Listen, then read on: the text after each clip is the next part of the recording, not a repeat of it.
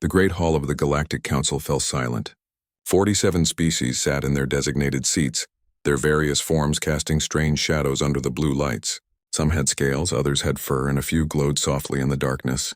But all of them shared the same expression today: fear. Ambassador Thelric stood at the center podium. His forearms trembled slightly as he gripped the speaking stone. His kind, the Zenthari, looked like giant mantises from Earth's history books. Their green exoskeletons usually shimmered with confidence, but today, Thelric's looked dull and tired. "We are losing," he said simply. His translator made the words sound flat and emotionless, but everyone could hear the desperation behind them. "The Vrex Collective has destroyed the Kepler Gate defense fleet. 80% casualties. They are coming for our core worlds now." Murmurs spread through the hall like wildfire. Some delegates clicked their mandibles in distress. Others released chemical signals of fear that the air filters struggled to clean. The Vrex Collective had been unstoppable for 3 years. They consumed everything in their path. Entire civilizations had vanished, their worlds turned into lifeless husks. Chancellor Morvax, leader of the council, raised his 6-fingered hand for silence. The old Calthian's skin had faded from bright purple to a worried gray.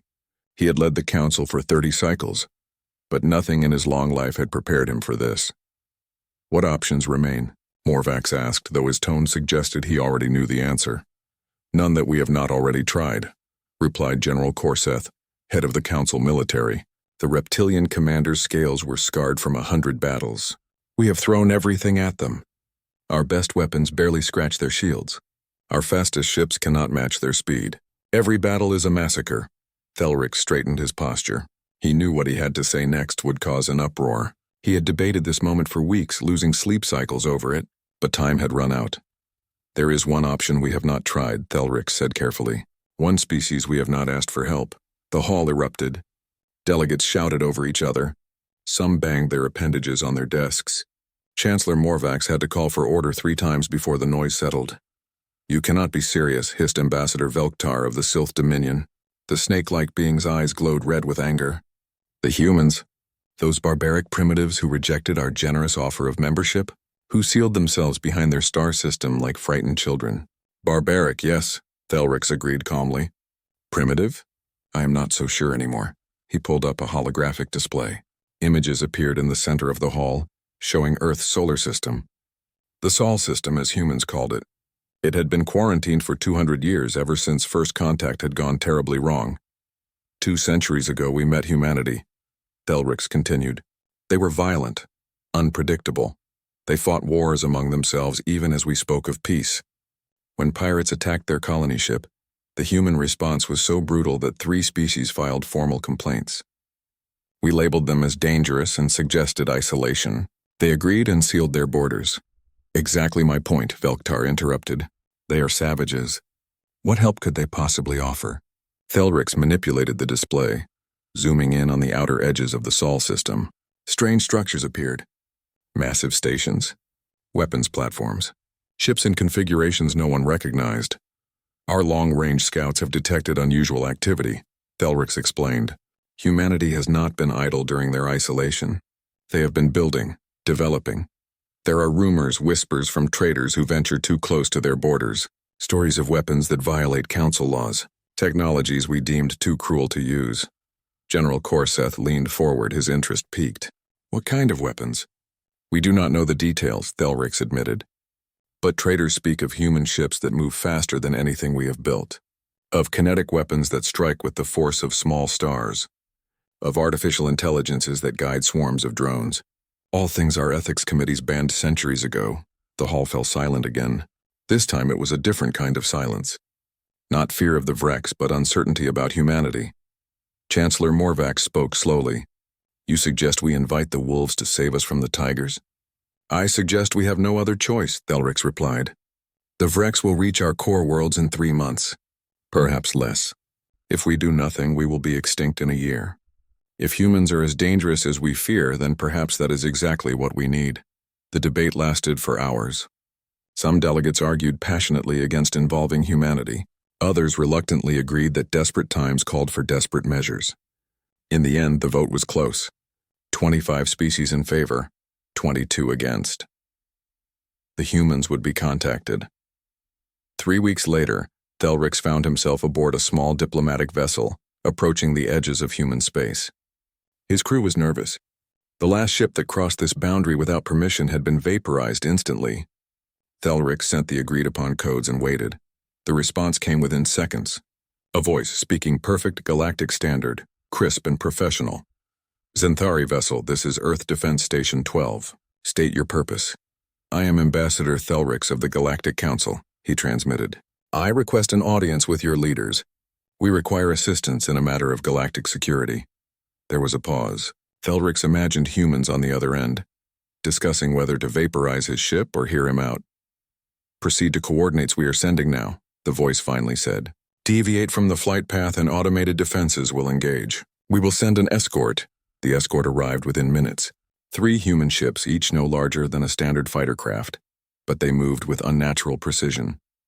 Their hulls were dark, almost invisible against space except for their running lights. As they guided Thelrix's ship deeper into the Sol system, he saw more of humanity's defenses. Weapon platforms orbited every major planet. Massive railguns pointed outward, their barrels wider than his entire ship. Missile batteries capable of launching thousands of projectiles. And everywhere patrol ships moving in complex patterns, their formations suggesting military precision beyond anything the Council employed. They took him to a space station orbiting Mars. It was enormous, easily the size of a small moon. The station's architecture was purely functional, with none of the artistic flourishes most species preferred. Everything about it screamed efficiency and purpose. Thelrix was escorted through corridors filled with humans in military uniforms. They all stopped to stare at him.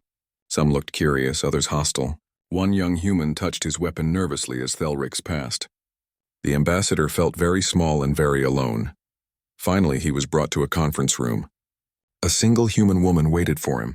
She wore a crisp black uniform with silver insignia. Her hair was pulled back severely and her blue eyes studied him with cold calculation. She stood when he entered. Ambassador Thelrix, she said, her translator rendering her words in Zenthari. I am Admiral Sarah Kowalski, commander of Earth Defense Fleet. Please sit. Thelrix settled into a chair designed for various alien anatomies. Admiral Kowalski sat across from him, her hands folded on the table. 200 years, she said quietly. That is how long it has been since the Galactic Council told us to stay away. How long since you abandoned the Aurora colony to raiders and told us it was not your problem? How long since you called us barbaric and suggested we remain in our corner of space? Thelrix's mandibles clicked nervously.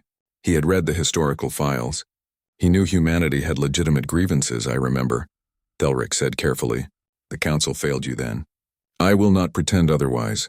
But now the galaxy faces extinction. The Vrex Collective is destroying everything. In 3 months, they will reach the core worlds. We are asking for help. Admiral Kowalski's expression did not change. Why should we care what happens outside our borders? You made it clear we were not welcome in your galaxy. Because the Vrex will not stop at Council worlds, Thelrix replied. Once they finish with us, they will come for you. Help us now or face them alone later. The Admiral was quiet for a long moment. Then she pulled up a holographic display.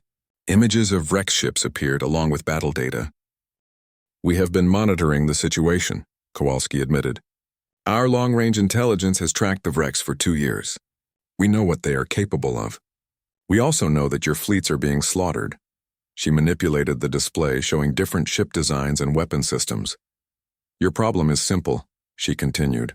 You fight like you are playing a game with rules, honor, ethics, measured responses. The Vrex do not care about rules. They care about winning, and so do we. Thelrix felt a chill run down his spine. Are you saying you will help us? I am saying we will consider it, Kowalski replied. But there will be conditions. If we fight our way. No council committees second-guessing our tactics. No ethics reviews. No restrictions. You give us operational freedom, or we stay home. The council will agree to any terms, Thelrix said quickly. Perhaps too quickly, but desperation left no room for pride. Admiral Kowalski nodded slowly. Then humanity will help. We will send our expeditionary fleet to your staging area. 50 ships. Thelrix's heart sank. 50. Admiral, the Vrex bring thousands of ships to each battle. The Council's remaining forces number only a few hundred vessels. 50 ships will make no difference. For the first time, Admiral Kowalski smiled. It was not a warm smile. Ambassador, you asked for our help because your fleets number in the thousands and are still losing. Perhaps numbers are not what matter. Perhaps 50 of our ships will be enough. Perhaps they will be more than enough. 2 weeks later, Thelric stood in the command center of the Council's primary staging ground. Around him, officers from dozens of species monitored displays and coordinated what remained of their military forces. Everyone was waiting for the human fleet to arrive. When the jump signatures appeared, the room fell silent. 50 ships dropped out of faster-than-light travel in perfect formation, but they were like nothing Thelric had ever seen. Council ships were elegant with smooth curves and artistic designs. Human ships were brutal. Angular hulls covered in armor plating, massive weapon mounts bristling with railguns and missile pods. No decorations, no wasted space, pure function. General Corseth approached Thelric, staring at the display. The old general's scales had gone pale. Those are warships, Corseth whispered. True warships. Not exploration vessels with weapons added. Not diplomatic cruisers modified for combat. Ships built from the hull up to kill. Admiral Kowalski's face appeared on the main view screen. Behind her, Thelric could see a command bridge filled with human officers working at their stations with focused intensity. This is Admiral Kowalski of the Earth Defense Fleet, she announced. We are ready to receive mission briefing and tactical data. Chancellor Morvax himself appeared on another screen. The old Calthene looked even more tired than before. Admiral Kowalski, on behalf of the Galactic Council, we thank you for coming. We hope your 50 ships will make a difference. Kowalski's expression remained neutral. Chancellor, these are not all of our ships. These are merely what we felt comfortable sending away from home defense. We have 500 more ships in Sol system. This is just our expeditionary force. The command center erupted in shocked murmurs. 500 ships in reserve. Humanity had built a fleet larger than most council members combined, and no one had known. Thelric looked at the human warships on his display, at their brutal efficiency and obvious purpose. For the first time since the war began, he felt something other than despair. He felt a tiny spark of hope, and beneath that hope a different emotion, one that made his mandibles click nervously. Fear, not fear of the Vrex.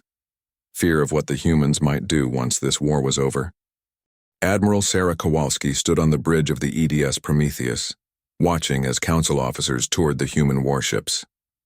Their reactions were predictable: confusion, awe, sometimes fear. She had seen it all before during the inspection period. The council delegation had arrived 3 hours ago. They came aboard with scanning equipment and data tablets, determined to understand the technology that humanity had developed in isolation. What they found confused them more than it enlightened them. A Calthene engineer named Vextel approached Kowalski. His purple skin flushed darker with frustration. He held up a portable scanner that beeped erratically. "Admiral, we cannot identify half the systems on this vessel," Vextel said through his translator. "Your power generation reads as fusion, but the output levels are impossible for that technology. Your propulsion system uses quantum entanglement for faster-than-light travel, which should not work according to established physics. And these weapons—" He gestured helplessly at a nearby display. "We have no classification for them at all." Kowalski allowed herself a small smile. "Engineer Vextel, humanity has had 200 years to develop without interference. We took paths your council's ethics committees would never have approved. That is why our technology looks alien to you, because it is built on different principles. But the laws of physics are universal," Vextel protested weakly. "The laws of physics, yes," Kowalski agreed. "But your interpretation of what is possible or ethical? That is what held you back. We had no such limitations." She pulled up a holographic display showing the Prometheus's main weapons array. "This is a railgun. Nothing fancy. We accelerate a tungsten rod using electromagnetic force. Simple physics. But we accelerate it to 0.9 of light speed. At that velocity, a small rod carries more kinetic energy than your capital ship's main batteries. When it hits a target, the target ceases to exist in any meaningful way. It does not explode. It vaporizes." Vextel's eyes widened. 0.9 light speed? The energy requirements alone would be enormous, Kowalski finished. Which is why we developed new fusion reactor designs. More efficient, more compact, more powerful. We needed them to run our weapon systems. "The Council banned kinetic weapons above 0.2 light speed," Vextel said quietly. "The Ethics Committee deemed them too destructive. Too cruel. That is why you are losing, Kowalski replied without emotion. You fight with one hand tied behind your back. You wage war like it is a gentleman's duel with rules and honor. The Vrex wage war like a natural disaster. They do not care about your rules. Neither do we. She switched the display to show another weapon system. These are antimatter torpedoes. Each one carries a gram of antimatter suspended in a magnetic containment field. When the field collapses on impact, matter and antimatter annihilate each other. The explosion is equivalent to 20 kilotons. We carry 500 per ship. Vexatel made a choking sound. Antimatter weapons were banned 300 years ago. The devastation they cause is precisely what we need against the Vrex, Kowalski interrupted. Engineer, I understand your shock. Your species has rules about warfare because you view it as a last resort, something to be avoided if possible, and conducted with restraint when necessary. Humanity views warfare differently. War is inevitable, so we became very, very good at it. She gestured to a nearby tactical officer. Lieutenant Chen, bring up the drone control systems. A new display appeared showing thousands of small icons swarming around the human fleet in complex patterns. Each icon represented a combat drone controlled by artificial intelligence. AI-controlled weapons, Vextel breathed. Those were the first things banned by the Council. Machines making kill decisions without organic oversight? The moral implications are irrelevant when facing extinction, Kowalski said flatly. Each of our capital ships carries 3,000 autonomous combat drones. They coordinate with each other, share targeting data, adapt to enemy tactics in real time, and make decisions faster than any organic crew could. In combat, they deploy as a swarm that overwhelms enemy point defenses through sheer numbers and coordination. She zoomed in on a single drone's specifications. Each drone carries enough explosive power to cripple a frigate. They are designed to kamikaze into high-value targets. We lose thousands in every major battle. That is acceptable because we can manufacture them quickly and they do not require crew. Vexatel was silent for a long moment, staring at the displays. Finally, he spoke in a quiet voice. You built an automated war machine. Yes, Kowalski confirmed. We built it to fight other humans. We fought brutal proxy wars across the Sol system for 50 years. Mars against Earth, the Belt against the inner planets, Europa's colonies against Titans. We killed millions of each other. We developed these weapons to kill our own kind. And then we realized how stupid that was and unified. But we kept the weapons. We kept building. Because we knew that someday, someone out there might threaten us, and we would be ready. A voice interrupted from across the bridge. Admiral, Ambassador Thelrix is requesting to speak with you. Kowalski nodded. Put him through. Thelrix's insectoid face appeared on the main screen. Even through the alien features, Kowalski could read his nervous energy. Admiral Kowalski, I have just received word from Council Intelligence. The Vrex are massing a major fleet near the Proxima Secundus system. They are preparing to attack within 48 hours. The world has 7 billion inhabitants. We are evacuating as many as we can, but most will not escape in time. Kowalski's expression hardened. What forces does the Council have in that sector? 200 ships, Thelrix replied. Everything we could spare. But intelligence estimates the Vrex fleet at 3,000 vessels. It will be a slaughter. We are asking for your help. Our help? Kowalski repeated. Ambassador, we have barely integrated with your command structure. Our officers do not know your protocols. Our ships have not trained with yours. You want us to jump into a battle we have not prepared for? I am asking you to save 7 billion lives, Thelrix said quietly. I know it is not ideal. I know the odds are terrible. But if humanity is as capable as you claim, agreed, Thelrix said immediately. Kowalski was silent for exactly 3 seconds. Then she turned to her communications officer.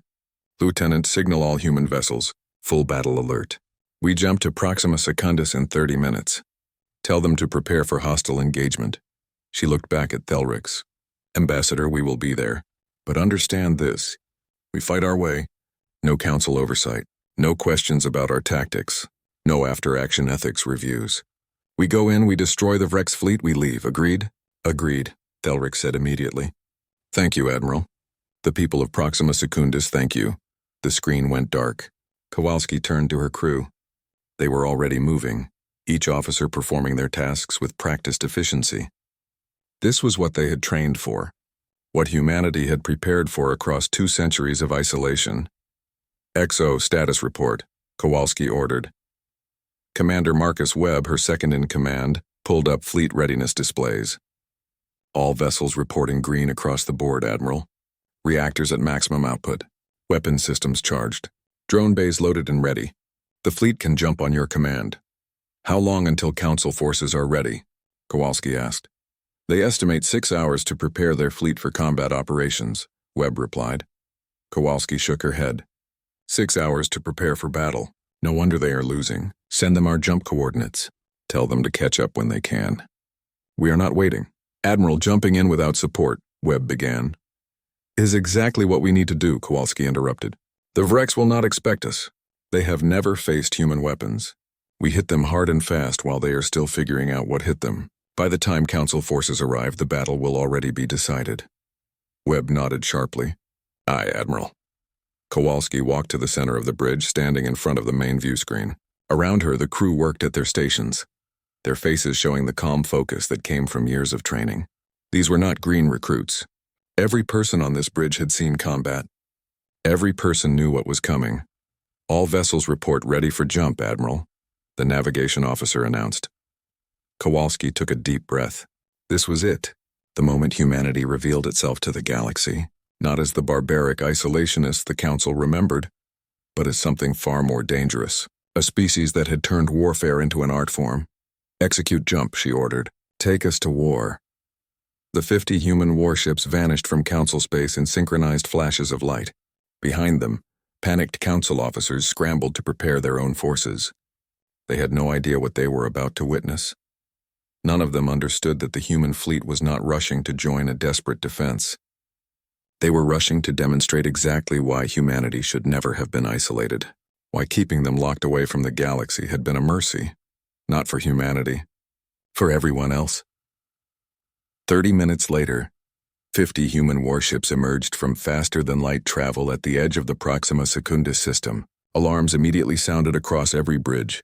Sensors confirmed Vrex fleet presence, Lieutenant Chen reported, counting 2,943 vessels.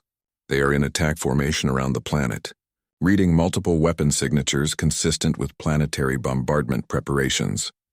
Kowalski studied the tactical display. The Vrex fleet was enormous, a dark swarm surrounding the blue-green world below. Already the first bombardment strikes were falling on the planet's surface. Mushroom clouds bloomed across cities. Millions were dying every second. Distance to enemy fleet? Kowalski asked calmly. 7 million kilometers and closing.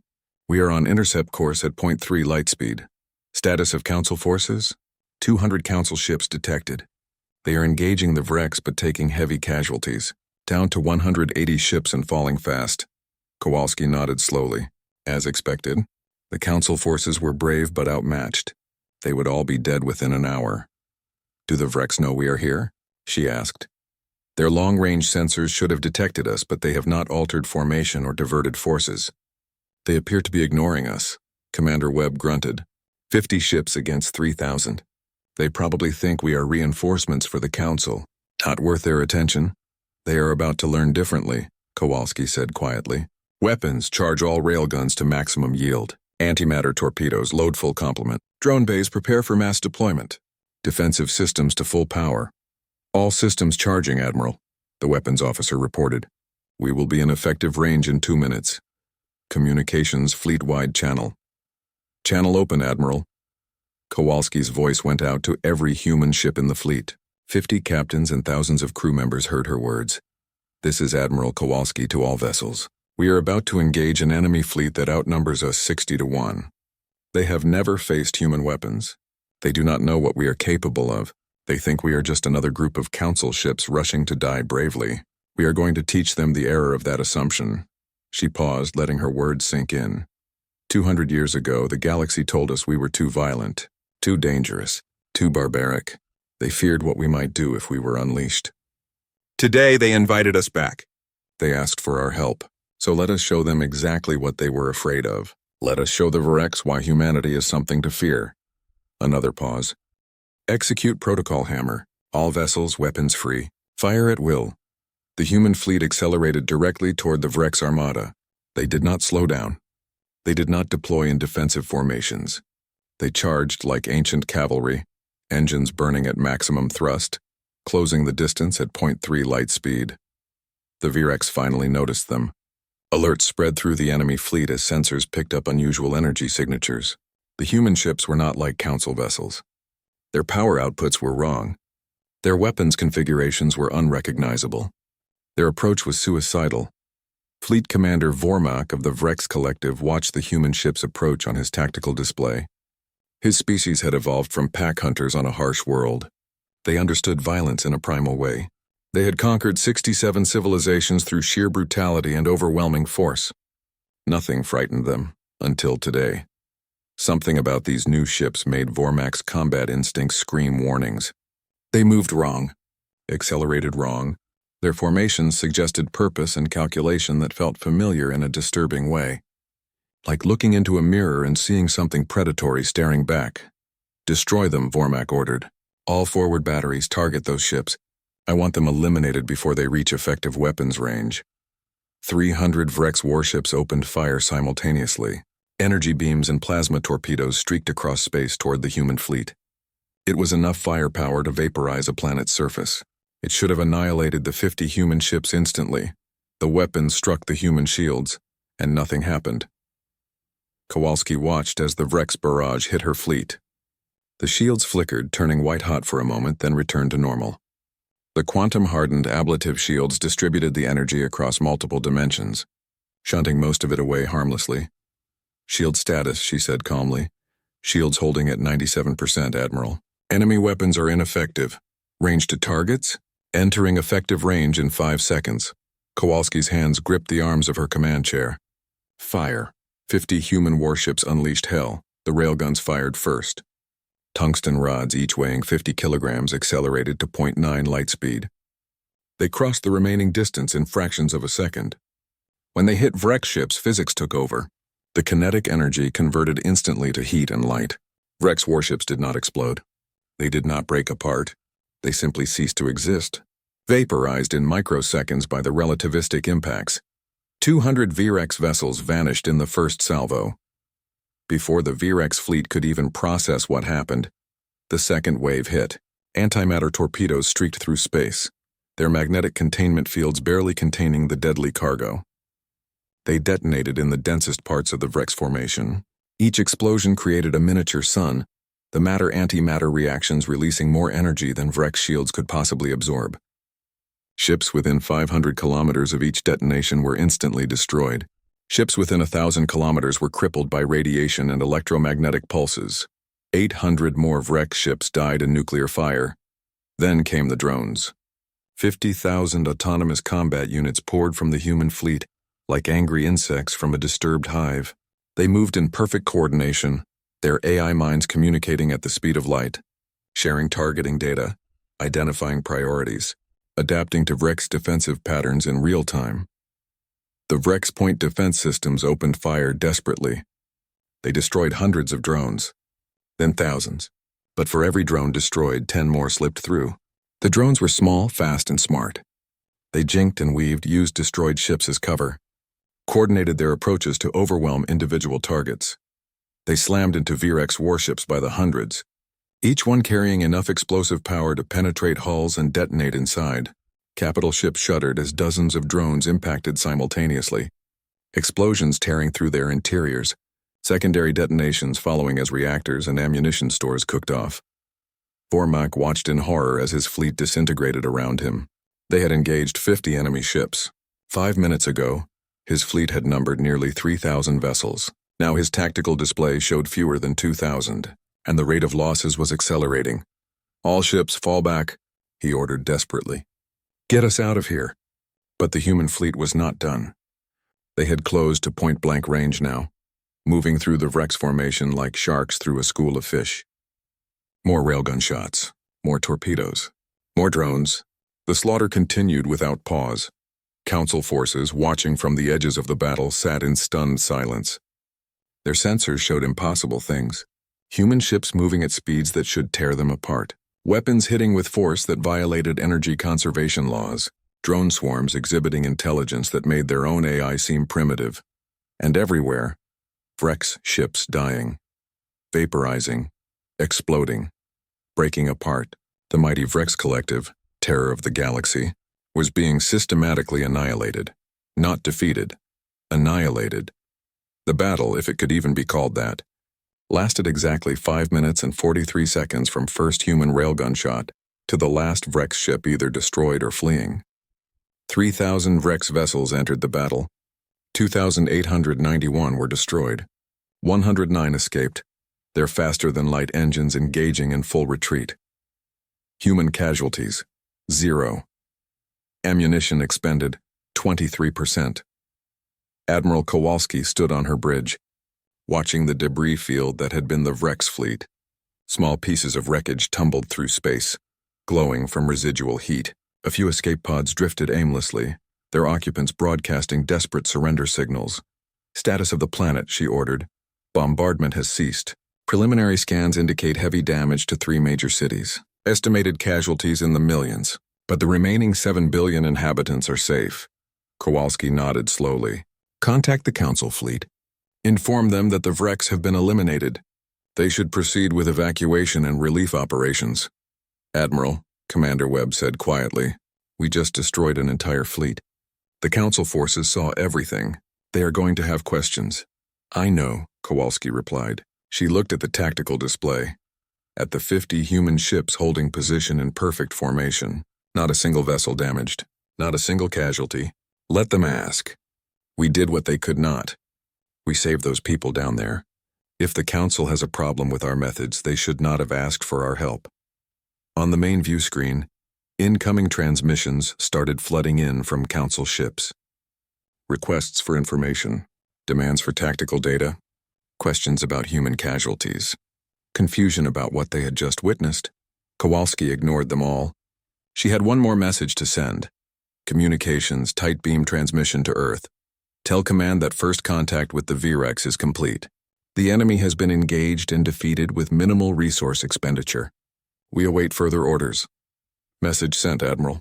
Kowalski sat back in her command chair. The easy part was over. The battle was won.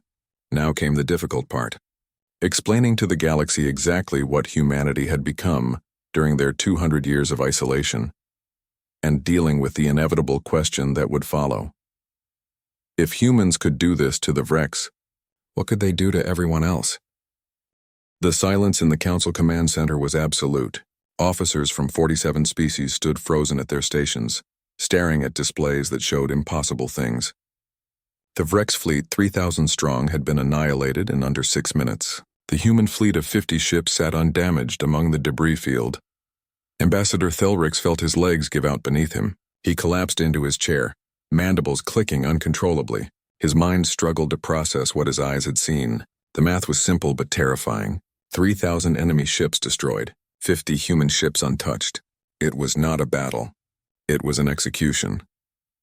General Korzeth approached slowly, his clawed hand gripping the back of Thelrix's chair for support. The old general's scales had gone completely gray with shock. What are they? Korzeth whispered. What in the name of the ancestors are they? Before Thelrix could respond, Admiral Kowalski's face appeared on every screen in the command center. Her expression was calm, almost bored, like she had just completed routine training exercises rather than the most devastating victory in recorded galactic history. Council Command, this is Admiral Kowalski, she said crisply. Vrex fleet has been eliminated. The planet Proxima Secundus is secure. Human forces are standing by for further orders. We have sufficient munitions remaining for 2 more engagements of similar scale. 2 more engagements. The words hung in the air like a death sentence. Humanity had barely used a quarter of their ammunition to destroy an entire Vrex armada. What could they do at full capacity? Chancellor Morvax finally found his voice. The old Kalthine's skin had turned almost white with shock. Admiral Kowalski, we thank you for your assistance. The people of Proxima Secundus owe you an enormous debt. But we must ask, what happened here? How did you achieve such a decisive victory? Kowalski's expression did not change. We engaged the enemy using standard human combat doctrine. Our weapons performed as designed. The Vrex fleet was destroyed. Is there something unclear about those facts, Chancellor? Admiral, Morvax said carefully, you destroyed 3,000 warships in less than 6 minutes. Your entire fleet suffered 0 casualties. This is unprecedented in the history of galactic warfare. We need to understand how this is possible. With respect, Chancellor, you need to understand that this is what war looks like when it is conducted properly, Kowalski replied. The Vrex were using outdated tactics and inferior weapons. We exploited those weaknesses. That is all. Thelrix leaned forward, his voice shaking. Admiral, your railguns achieved velocities we thought impossible.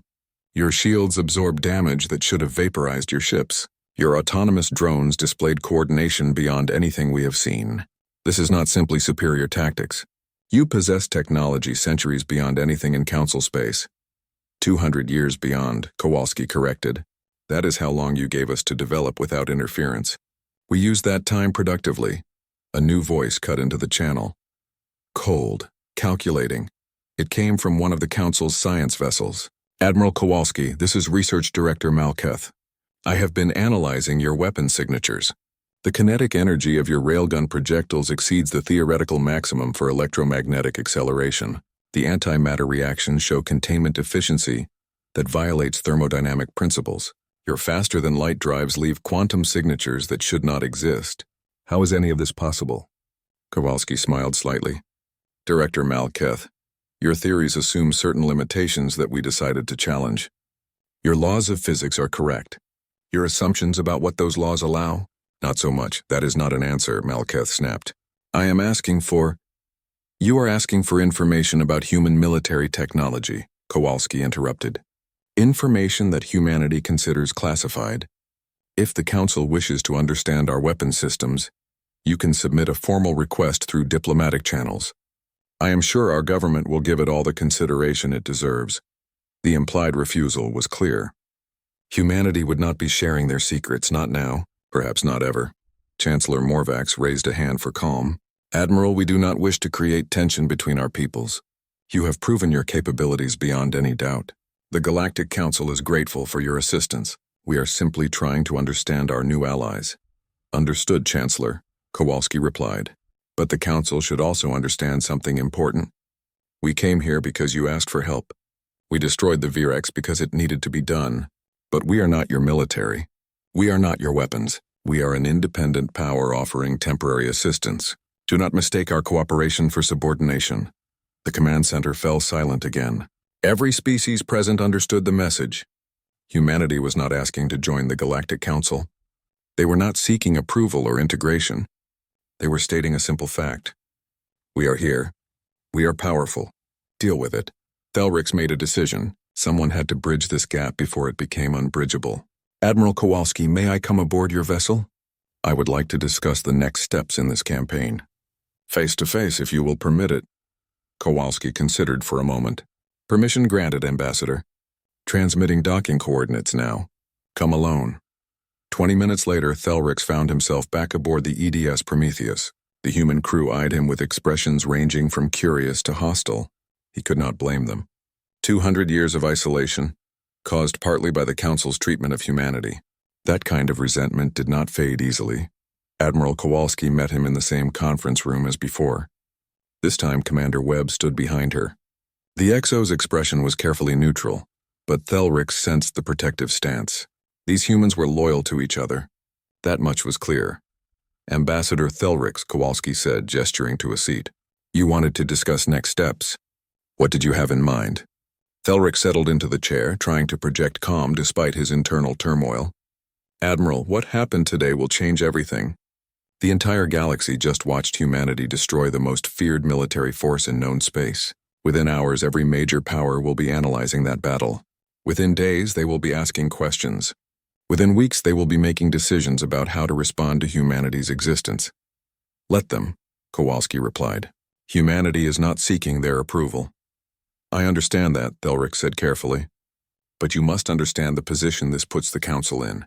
For 3 years, we have been losing a war of extinction. We begged humanity for help because we were desperate, and now in a single battle, you have proven that you could have ended this war at any time. You could have saved billions of lives, but you chose not to, because we isolated you 2 centuries ago. Kowalski's expression hardened. We chose not to intervene because it was not our war. The Vrex were your problem. You only made them our problem when you came asking for help. If you are looking for an apology for our delayed response, you will not get one. I am not looking for an apology, Thelric said quickly. I am trying to help you understand how the Council will react. There are species on the Council who will see today as proof that humanity should never have been isolated, that we made a terrible mistake 200 years ago. But there are others who will see today as proof that humanity is too dangerous to exist, that you are a threat that must be contained before you turn on us. Commander Webb leaned forward, his voice hard. Is that a threat, Ambassador? No, Thelric said firmly. It is a warning. I am trying to help you navigate the politics that are about to explode across Council space. Because like it or not, Admiral, humanity is now part of galactic affairs. You cannot destroy 3,000 warships in front of witnesses and expect to return to isolation afterward. Kowalski was quiet for a long moment. Then she sighed. You are right, of course. We knew this was inevitable. Earth Command hoped we could finish this war quickly and quietly, but that ship has sailed. So tell me, Ambassador, what do you suggest? Transparency, Thelric replied immediately. Not about your technology. I understand that must remain classified. But about your intentions. The galaxy needs to understand that humanity is not seeking conquest, that you came to help, not to conquer. We did come to help, Kowalski said, but the Council should also understand that we are not the gentle, peaceful species they might hope for. We are warriors, Ambassador. We spent 200 years fighting each other, perfecting the art of war. We unified because we realized the real threats were external, not internal. But we did not lose our edge. We sharpened it. Then help me understand that edge, Thelric said, because I am trying to advocate for humanity among my people. I am trying to convince them that you are potential allies, not future enemies. But I need to understand what drives you, what humanity wants from this galaxy. Kowalski stood and walked to the viewport. Outside, human warships hung in perfect formation against the stars. Beyond them, the blue-green curve of Proxima Secundus was visible, scarred but surviving. What does humanity want? She repeated quietly. 200 years ago, we wanted acceptance. We wanted to explore the stars, make friends, share knowledge. The galaxy told us no, told us we were too violent, too primitive, too dangerous. So we went home. We built our own civilization. We thrived without the Council's help. She turned to face Thelric directly. Now, we want to be left alone. We want our independence respected. We want the galaxy to acknowledge that we exist on our own terms, not theirs. And we want to ensure that no one ever threatens Earth or her colonies. That is all. We are not seeking to conquer anyone. We are not interested in building an empire. We just want our corner of space and the strength to keep it safe. Then why help us? Thelric asked. If all you want is isolation, why risk your ships and your people for a council that rejected you? Because the Virex would not have stopped with you, Kowalski replied. Eventually, they would have come for us. Better to stop them now while we have allies, even reluctant ones, than face them alone later. Strategic pragmatism, Ambassador. Nothing more. Thelric nodded slowly. He believed her. Perhaps that was naive, but something in her tone rang true. Humanity was not seeking conquest. They were seeking security. The problem was their definition of security involved weapons capable of destroying fleets in minutes. I will carry your message to the Council, Thelric said. I will advocate for peaceful coexistence and mutual respect. But, Admiral, you must give me something to work with, some gesture that proves humanity's good intentions. Kowalski thought for a moment. Very well.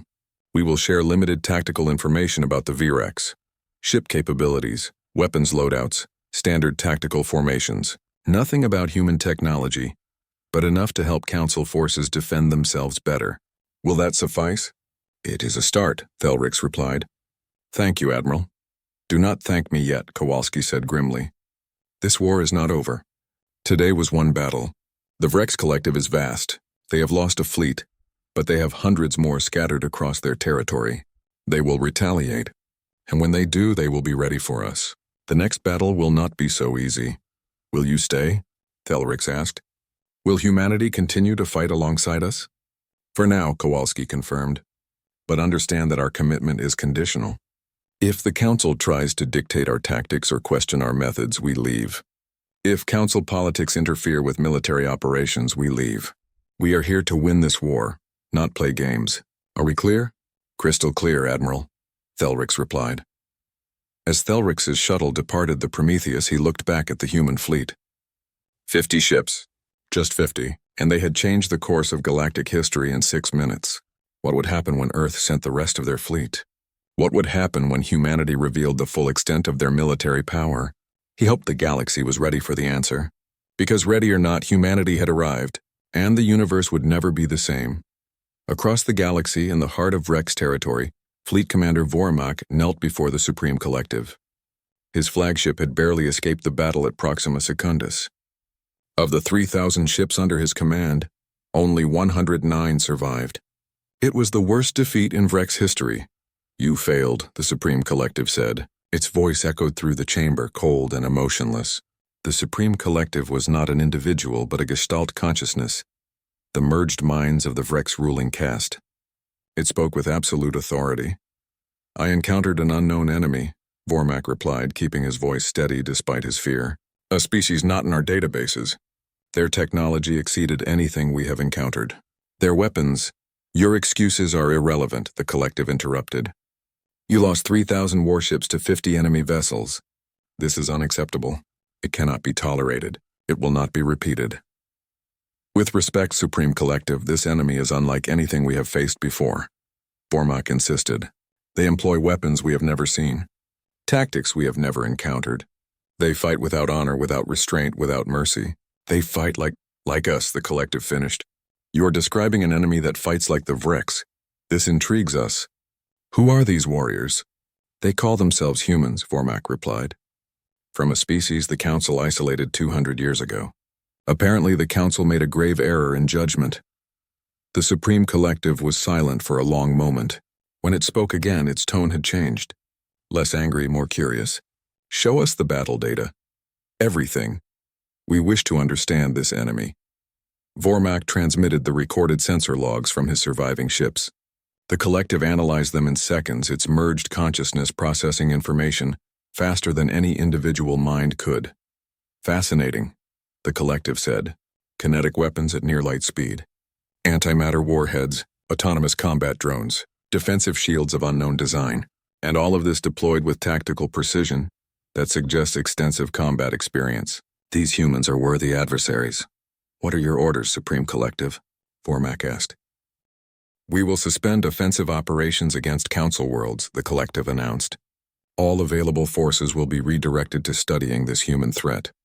We will capture their ships, analyze their technology, learn their weaknesses, and when we are ready, we will return to Council space with overwhelming force. We will destroy the humans first, then we will finish consuming the Council." "How many ships should I requisition?" Vormak asked. "All of them," the Collective replied. "Every warship in Vrex space. We will not underestimate these humans again. If 50 of their ships can destroy 3,000 of ours, we will bring 30,000 to their next battle. We will crush them through sheer weight of numbers. No mercy, no restraint. Total annihilation." Vormak felt a chill run through his body. The Supreme Collective was committing the entire Vrex military to a single objective. This was unprecedented, but as he remembered the human weapons tearing through his fleet, he understood. Humanity was not just another enemy. They were an existential threat. "It will be done, Supreme Collective," Vormak said, bowing low.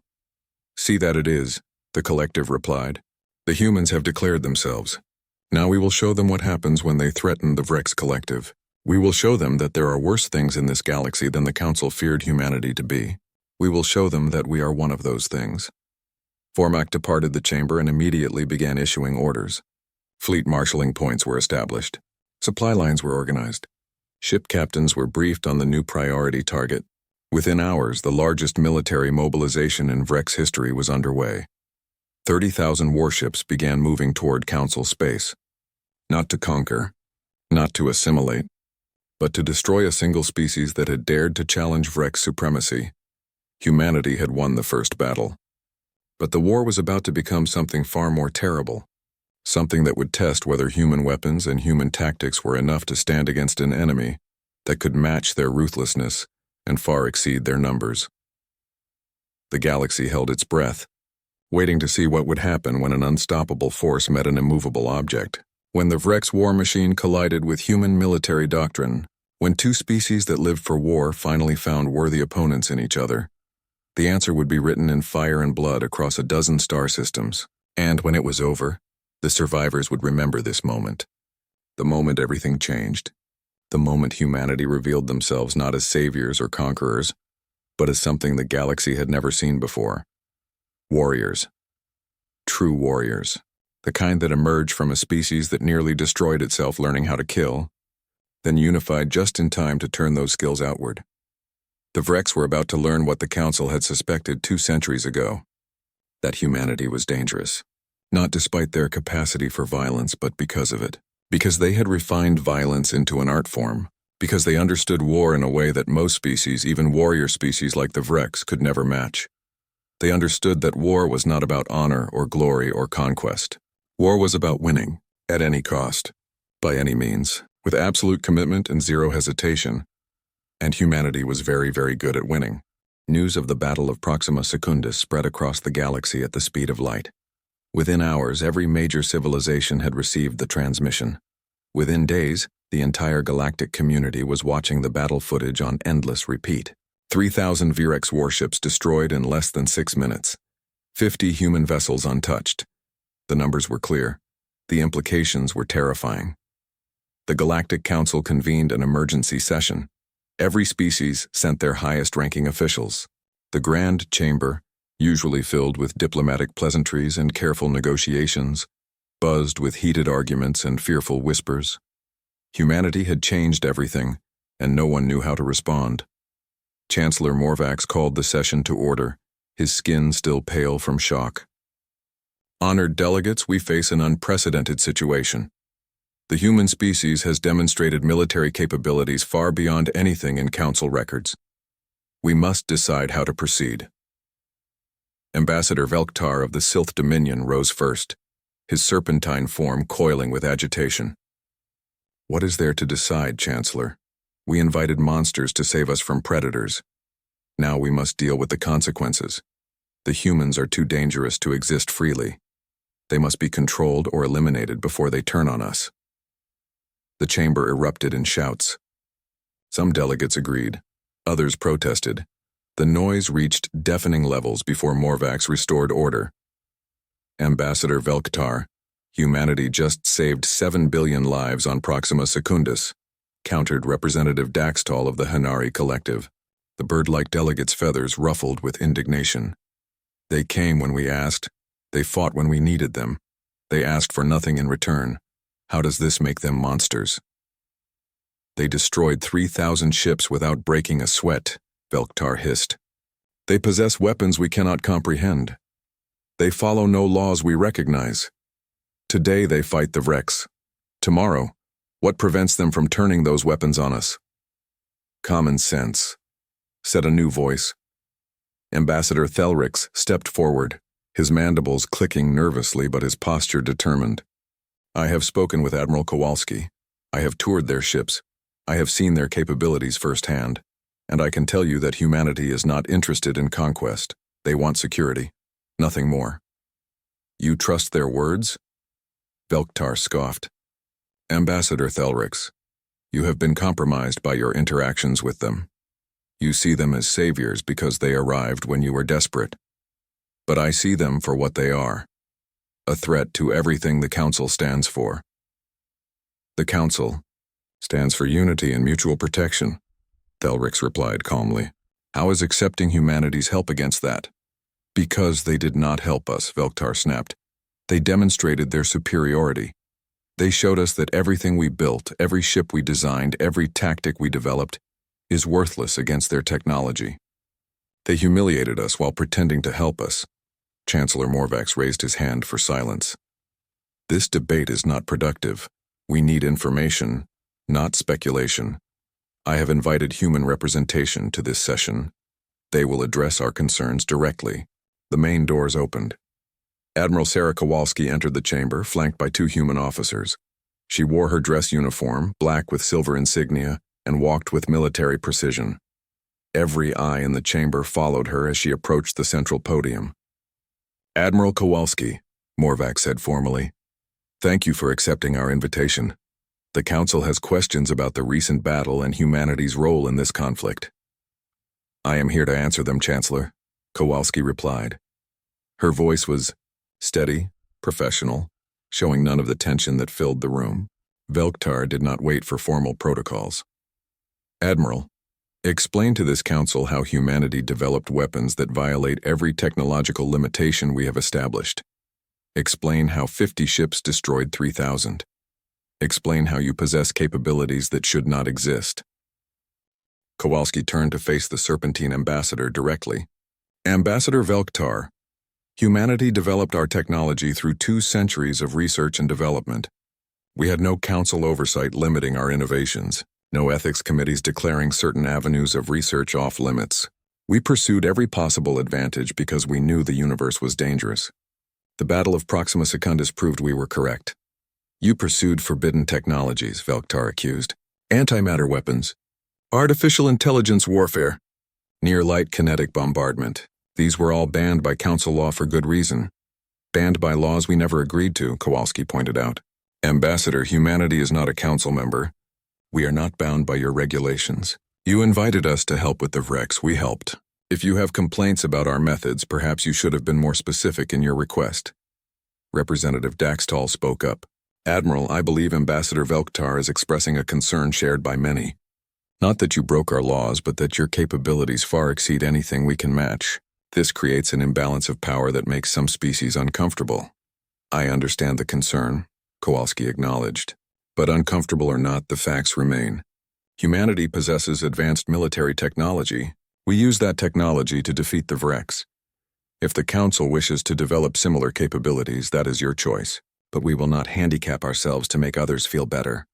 What are your intentions? Asked Council Military Commander Korseth. The old general had been silent until now, observing carefully. Admiral, you have proven your strength. What do you want? Territory? Resources? Political power within the Council? We want none of those things, Kowalski replied.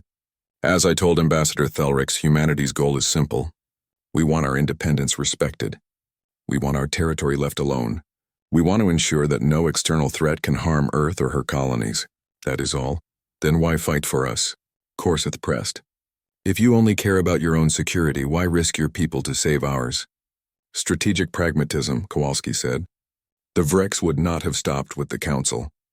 Eventually, they would have come for human space. Better to stop them now while we have potential allies than face them alone later. Additionally, this conflict allows us to field test our weapons and gather intelligence on major galactic threats. It serves multiple purposes. The brutal honesty of her answer shocked some delegates. Others nodded in understanding. At least the humans were not pretending their motives were purely altruistic. Chancellor Morvax leaned forward. Admiral Kowalski, the Council appreciates your assistance. But we need assurances. The galaxy needs to know that humanity will not use its power to threaten other species. Can you provide such assurances? No, Kowalski said bluntly. I can tell you that humanity has no current plans for conquest or aggression against Council members. I can tell you that we prefer peaceful coexistence. But I cannot guarantee anything beyond that. If another species attacks human territory, we will respond with overwhelming force. If anyone threatens Earth, we will destroy them. Those are not threats, Chancellor. Those are facts. The chamber fell silent. Her words were not diplomatic. They were not comforting. But they had the ring of absolute truth. Then what prevents the next war? Velktar demanded. What stops humanity from deciding that Council space would make nice colonies? What stops you from deciding that other species are threats that need eliminating? The same thing that stops any war, Kowalski replied. Mutual deterrence, cost-benefit analysis, common sense. Ambassador, we could conquer Council space if we wanted to. Our military superiority makes that clear. But why would we? We have everything we need in Sol system. We have no interest in governing alien populations or managing interstellar empires. War is expensive. Peace is profitable. We choose peace until someone forces us to choose war. Pretty words, Velktar muttered. But words are cheap. Then let me offer something more concrete, Kowalski said. Humanity is willing to enter into a mutual defense pact with the Galactic Council. We will commit to defending Council space from external threats. In return, the Council recognizes human sovereignty over Sol system and our colony worlds. We establish formal diplomatic relations. We share limited technological information that helps the Council defend itself without giving away classified military secrets. This creates a framework for peaceful coexistence based on mutual benefit. Thelrix's mandibles clicked excitedly. This was more than he had hoped for. A formal alliance between humanity and the Council would stabilize the entire region and give both sides reason to maintain peace. But Velktar was not convinced. And if the Council refuses this offer? What then? Kowalski's expression hardened.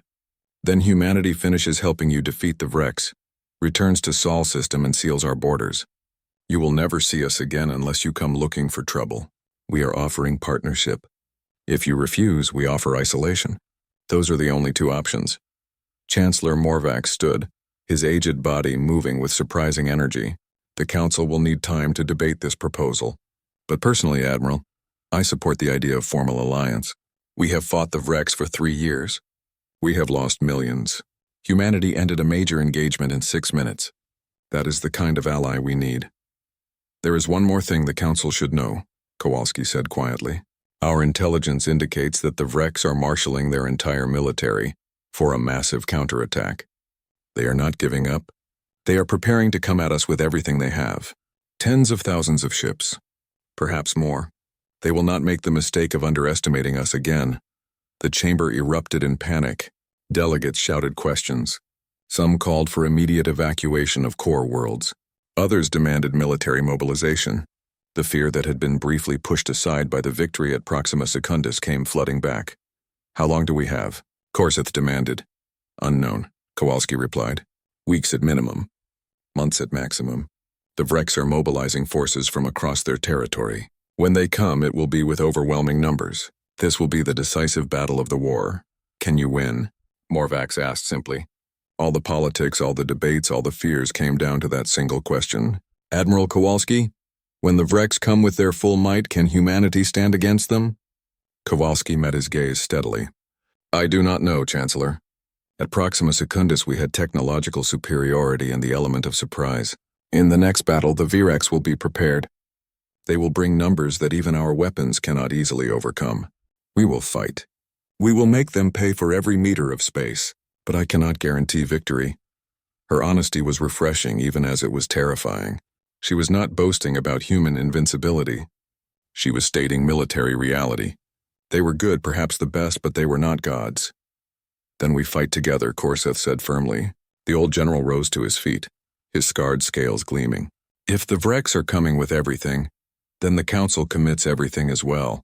Every ship, every weapon, every warrior.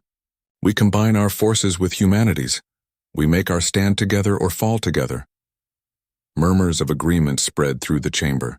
Whatever fears the delegates had about humanity, they feared the Vrex more. And if there was a chance that combining forces could win, they would take it. Chancellor Morvax looked around the chamber, gauging the mood. Is there a second to General Korseth's proposal? I second, Thelrix said immediately. All in favor of full military alliance with humanity for the duration of the Vrex conflict? Hands, claws, tentacles, and various other appendages rose throughout the chamber. The vote was nearly unanimous. Only Velktar and a handful of others abstained. Then it is decided, Morvax announced. The Galactic Council formally allies with humanity. Admiral Kowalski, you will have full access to Council military resources and intelligence. In return, we ask for your continued support against the Vrex threat. Agreed, Kowalski said. I will coordinate with General Korseth to integrate our forces. We have a lot of work to do and not much time to do it. As the session ended and delegates filed out, Thelrix approached Kowalski. You were honest with them. You did not promise easy victory or minimize the danger. I appreciate that. Lying would not help anyone, Kowalski replied. The Vrex are coming. The next battle will be hell. But at least now we face it together. Admiral, may I ask you something personal? Thelrix said. Go ahead. You spoke about humanity's wars, about fighting each other for 50 years, about millions dying. Does that haunt you? The cost of becoming so good at war? Kowalski was quiet for a moment. Every day, Ambassador. Every day I remember the battles of the Belt Wars, the Mars Rebellion, the Europa incident. I remember friends who died fighting other humans over resources and ideology and stupid pride. Yes, it haunts me. But it also taught us something important. That war between civilized species is the worst kind of waste, that we need to direct our capacity for violence outward, against real threats, not inward against each other. That lesson cost millions of lives. I will not let those deaths be meaningless. You carry a heavy burden, Thelrix observed. So do you, Kowalski replied. You convinced your people to trust humans, to ally with monsters, as Velktar called us. That took courage. I convinced them because I believe you meant what you said, that humanity wants peace. We do, Kowalski confirmed. But Ambassador, understand something. We want peace because we know the cost of war, not because we fear it. There is a difference. And in the coming battle, the Vrex will learn that difference the hard way. Across the galaxy, in Vrex territory, Fleet Commander Vormak stood aboard his new flagship, watching as thousands of warships gathered. This was just one of 30 assembly points. At each one, 1,000 ships prepared for war. The largest military force the Vrex had ever assembled. All for one purpose, destroying humanity. The Supreme Collective's voice echoed through his mind. Status report. Assembly is proceeding as planned, Supreme Collective, Vormak reported. 28,000 warships have reached their marshalling points. Another 5,000 are en route. We will be ready to launch the offensive within 3 weeks. The humans will not expect such numbers, the collective said with satisfaction. They defeated 3,000 ships through technological surprise, but technology means nothing when buried under sufficient mass. We will overwhelm them. 30,000 ships against their 50. Even their weapons cannot kill fast enough. What of the Council forces? Vormak asked. Intelligence suggests they are combining their fleet with the humans. Irrelevant, the collective replied. The Council's weapons are ineffective against our shields. Only the humans pose a real threat. Once they are eliminated, the Council will fall within weeks. We will assimilate everything. Their worlds, their resources, their populations. All will serve the Vrex. Vormak felt the familiar anticipation of battle. This time would be different. This time they would not underestimate the enemy. This time they would bring overwhelming force. And this time, the humans would learn that there were some enemies that even advanced technology could not defeat. The countdown had begun. 3 weeks until the largest space battle in galactic history. 3 weeks until humanity's weapons faced a test beyond anything they had encountered. 3 weeks until the galaxy learned whether 50 human ships and their Council allies could stand against 30,000 Vrex warships bent on total annihilation. The stakes could not be higher. If humanity won, they would secure their place among the stars and cement the alliance with the Council. If they lost, the Vrex would consume everything. Earth would fall. The Council would collapse. An entire section of the galaxy would go dark. There would be no middle ground. No negotiated settlement. No honorable retreat. Just war, pure and absolute. Survival or extinction. That was all that remained. And on both sides, warriors prepared for battle, knowing that the outcome would echo through history for generations to come. 23 days after the Battle of Proxima Secundus, the largest fleet ever assembled in galactic history gathered at the Kepler Gate. 550 human warships stood in perfect formation, their dark hulls absorbing light like holes in space. Around them, 800 Council vessels from 47 different species formed a protective sphere. This was it.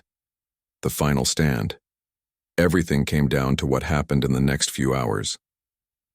Admiral Sarah Kowalski stood on the bridge of the EDS Prometheus, watching the tactical displays. Her fleet had grown. Earth Command had sent 500 additional ships. Every available human warship now stood ready for combat. This was not a token force. This was the full might of humanity's military. Sensor contact, Lieutenant Chen reported. Multiple jump signatures at extreme range. Counting. Admiral, I am reading 30,317 Vrex vessels. They are emerging from faster than light in attack formation. 30,000. The number was staggering. Even prepared for it, Kowalski felt a cold weight settle in her stomach. The Vrex had brought everything. Every ship, every weapon, every warrior. They were not here to fight a battle. They were here to wage total war. Status of Council forces? Kowalski asked calmly. All 800 ships reporting ready, Admiral, Commander Webb replied. General Corseth confirms his forces are prepared for combat operations under human tactical command. That had been the key negotiation. The Council agreed to place their entire fleet under human command for this battle. It went against centuries of tradition and pride. but desperation made compromises necessary. General Korseth had supported the decision, recognizing that unified command was essential for survival. Communications, fleet-wide channel, Kowalski ordered. Channel open, Admiral. Kowalski's voice went out to 1,300 ships. Human and alien crews alike heard her words. This is Admiral Kowalski to all vessels. The Vreks have brought 30,000 warships to this battle. They outnumber us roughly 23-1. They come here seeking revenge for their defeat at Proxima Secundus. They come here to destroy humanity and eliminate the Council. They come here believing that superior numbers will overcome our technological advantage. She paused, letting the weight of those numbers sink in. They are partially correct. Numbers matter in warfare, mass matters, and they have overwhelming mass on their side. But they are also wrong. They do not understand what they are facing. They see humans as just another species with advanced weapons. They see the Council as the same defeated force they have been crushing for years. They do not understand that we are different now, that we fight together, that we have adapted and learned and prepared for exactly this moment. Another pause. 200 years ago, humanity was told we were too dangerous for civilized space. Today we prove that assessment was correct. We are dangerous, not to our allies, but to our enemies. We are the most dangerous thing in this galaxy. Today, we show the Vreks what it means to face humanity and her allies. Today we show them that some species should never be provoked. Today we write a message in fire and blood that will echo across the stars for 1,000 years. You do not threaten Earth. You do not threaten the Council. You do not threaten any of our worlds. Because if you do, we will come for you, all of us. And we will not stop until the threat is eliminated. Final pause. All ships, weapons free. Execute Battle Plan Omega. For Earth, for the Council, for survival. The combined fleet surged forward. Unlike at Proxima Secundus, they did not charge recklessly. They moved in careful formation, human ships in the vanguard, Council vessels providing support and coverage. They had planned this battle for 3 weeks. Every ship knew its role. Every captain understood the strategy. This was not improvisation. This was calculated warfare conducted by experienced commanders against a desperate enemy. The Vreks fleet advanced to meet them. 30,000 warships moving as one, their formation, designed to maximize overlapping fields of fire and prevent the concentrated attacks that had devastated them before. They had learned from Proxima Secundus. They would not cluster. They would not present easy targets. They would use their numbers to surround and overwhelm.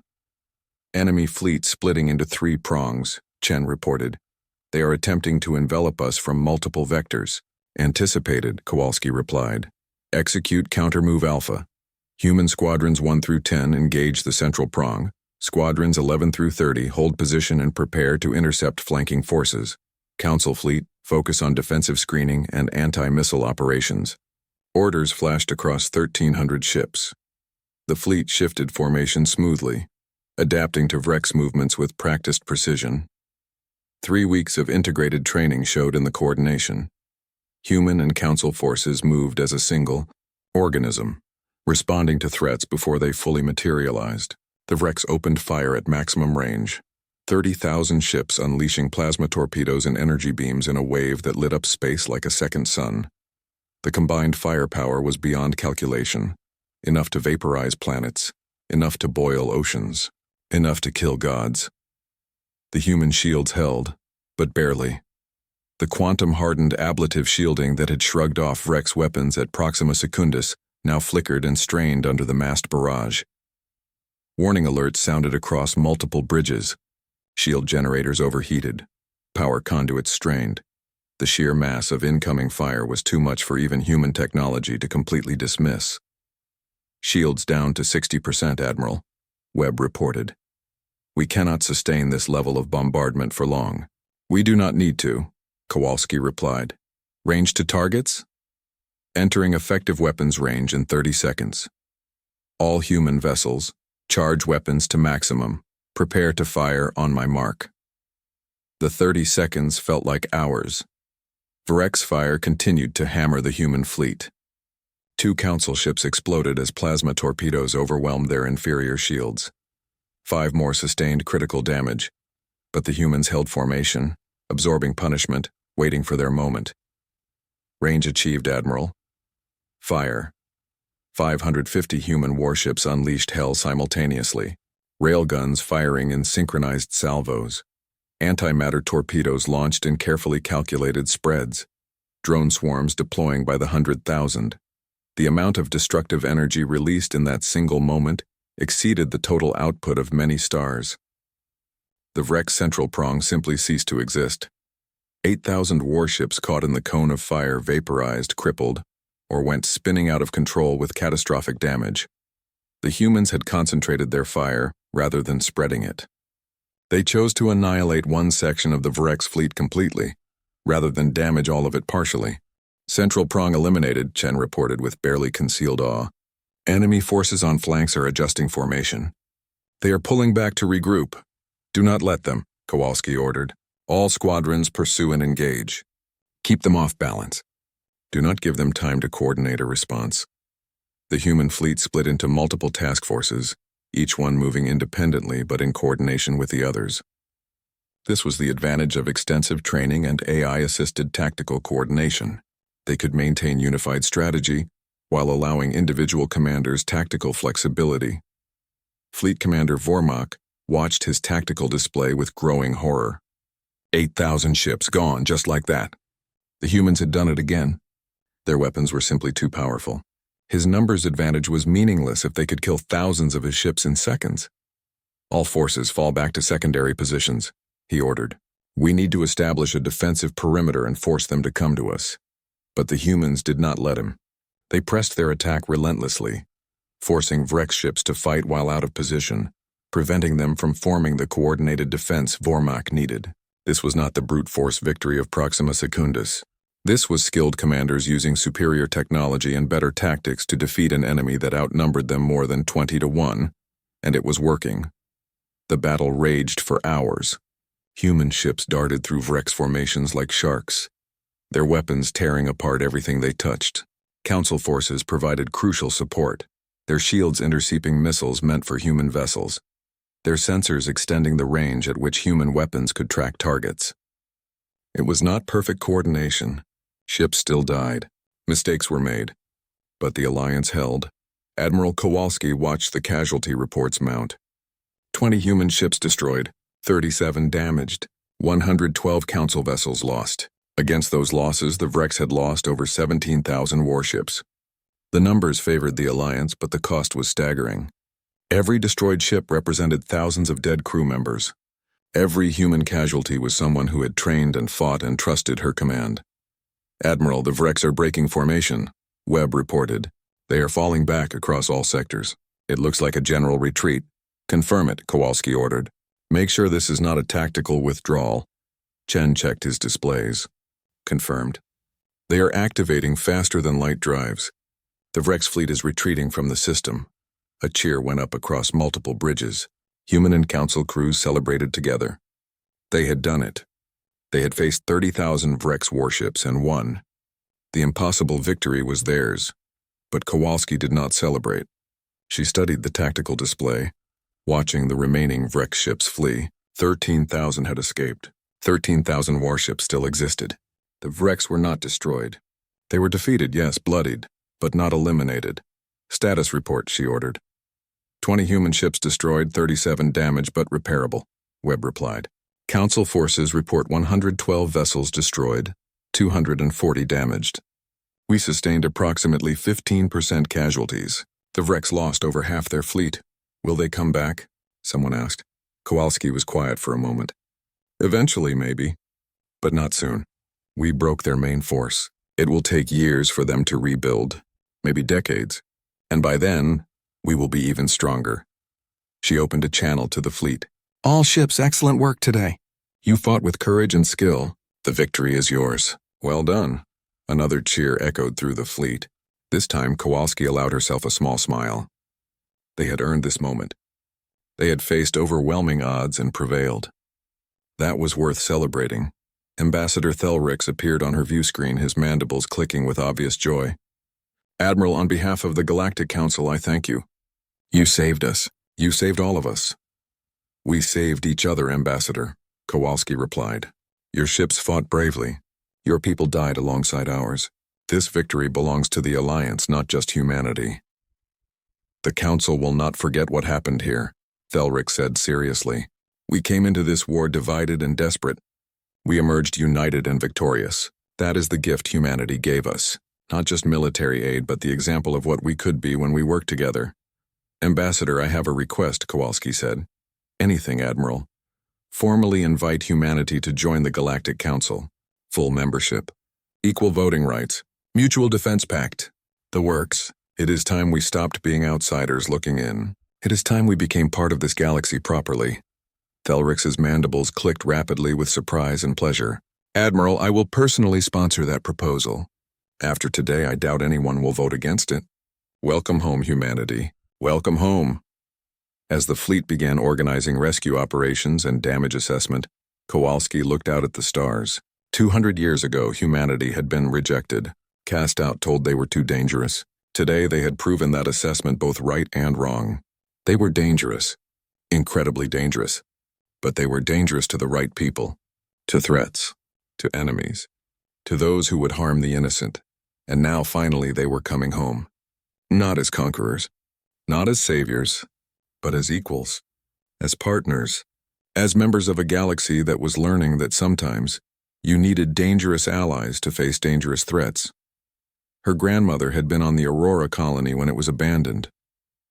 Kowalski had grown up hearing stories of how the Council turned its back on humanity when they needed help. That betrayal had shaped human policy for 2 centuries. But now she thought perhaps they could move past it. Perhaps the wounds could heal. Commander Webb, she said quietly. Yes, Admiral. Send a message to Earth. Tell them the war's over. Tell them we won. Tell them we are coming home. And tell them we are not alone anymore. Webb smiled. Aye, Admiral. It will be my pleasure. Across the galaxy, news of the battle spread even faster than before. 30,000 Virex warships defeated. The Alliance victorious. Humanity proven. The Council saved. Within days, the entire galactic community knew what had happened. Within weeks, the political landscape changed completely. Species that had been neutral suddenly wanted human technology.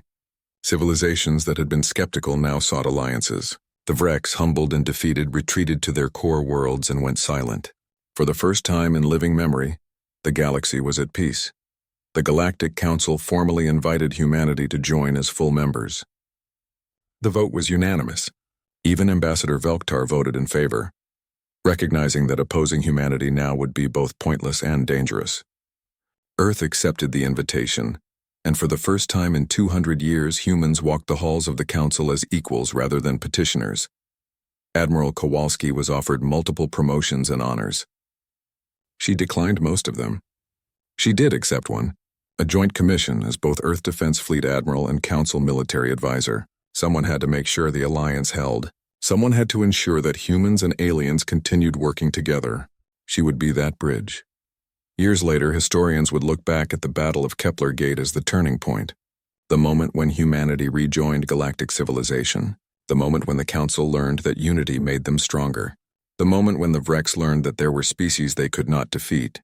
But for those who fought there, who bled there, who lost friends there, it would always be something simpler. The day they proved that working together even the impossible could be achieved. The day humanity stopped being the scary outsiders and became trusted allies. The day the galaxy learned that sometimes the most dangerous species can also be the most valuable friends. Admiral Sarah Kowalski stood in her quarters aboard the Prometheus, looking at a photo of her grandmother. The woman who had survived the Aurora colony abandonment. The woman who had instilled in young Sarah a healthy distrust of aliens and a burning determination to ensure Earth would never be vulnerable again. We did it, Babcia, Kowalski whispered in Polish. We made them respect us. We made them see us as equals, and we did it without becoming the monsters they feared. I hope that makes you proud. Outside her window, human and alien ships worked side by side, repairing damage, tending wounded, sharing supplies. The barriers were not gone. Trust was still fragile, but it was a start. A real start, and sometimes, Kowalski thought, that is all you can ask for. A chance to prove yourself. A chance to build something better. A chance to turn former enemies into future friends. Humanity had been given that chance, and they had seized it with both hands. The war was over. But the real work, the work of building lasting peace, was just beginning. It would take years, decades, generations maybe, but for the first time in 200 years, humanity and the galaxy were working toward that goal together. And that was worth everything they had sacrificed to achieve it.